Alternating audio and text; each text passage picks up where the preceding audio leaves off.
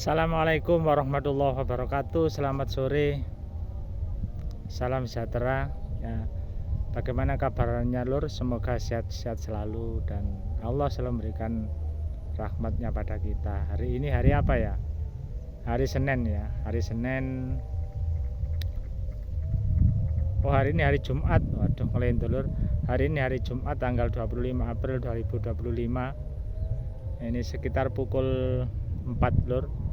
Bolo-bolo sahabat tani, saya berada di area persawahan ini untuk melihat perkembangan setelah kemarin dilakukan pemupukan, kemudian juga setelah itu disusul dengan pengairan. Satu hal yang penting dalam menanam tanaman itu adalah kita ini jangan menunggu adanya penyakit atau hama atau bakteri kemudian dilakukan tindakan-tindakan intervensi, apakah itu penyemprotan dan sebagainya.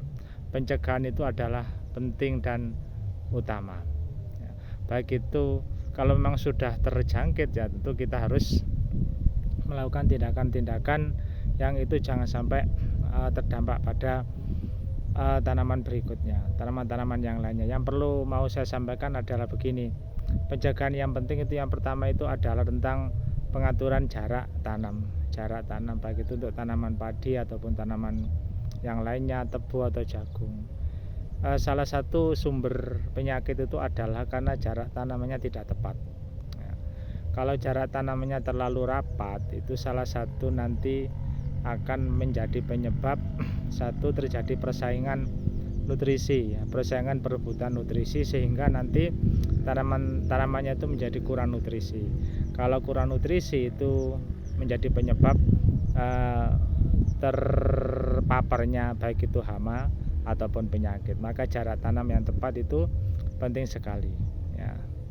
Dan jarak tanam yang terlalu rapat itu juga nanti terjadi kelembapan ya.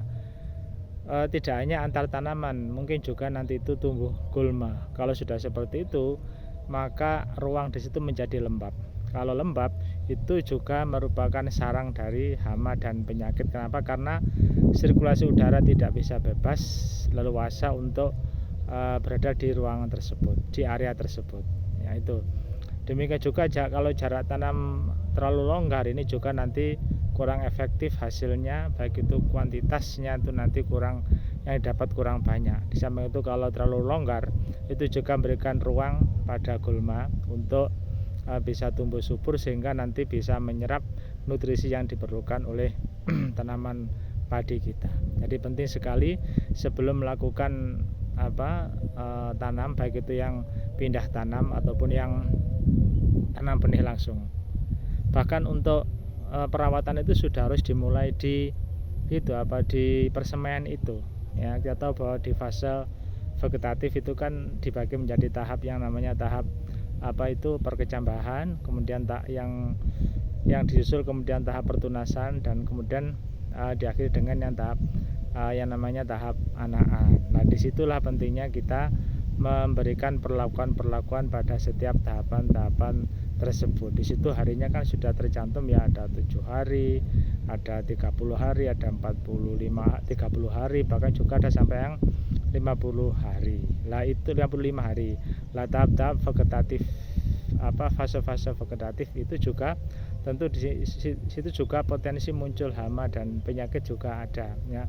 Beberapa hama dan penyakit yang mungkin muncul selama tahap-tahap vegetatif itu bisa wereng ya, bisa penggerek batang, juga bisa hama putih ya, dan yang lain-lainnya.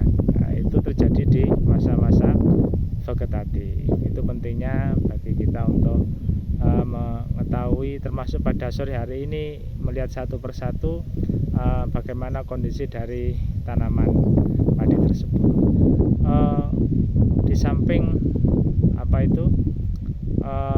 penanggulangan dengan menggunakan pestisida, itu kita juga memikirkan bagaimana penanggulangan itu juga menggunakan dalam tanda kutip itu semacam predatornya. Nah, itu penting sekali bagi kita untuk mengetahui hal tersebut. Itu dulu ya revisi kita pada pagi hari ini pada sore hari ini, maaf ya. Dan tadi saya lihat di satu kedok itu tanamannya kurang bagus ya. Menurut saya itu mungkin ada faktor pada pengairan setelah dipupuk kemarin yang tidak segera dilakukan pemupukan. Kalau setelah dipupuk tidak segera diairi beberapa hari berikutnya, maka pupuk itu tidak akan bisa meresap sehingga tanaman itu akan tetap kekurangan nutrisi unsur-unsur hara. Saya kira yuk kita melihat yang lain. Assalamualaikum warahmatullahi wabarakatuh.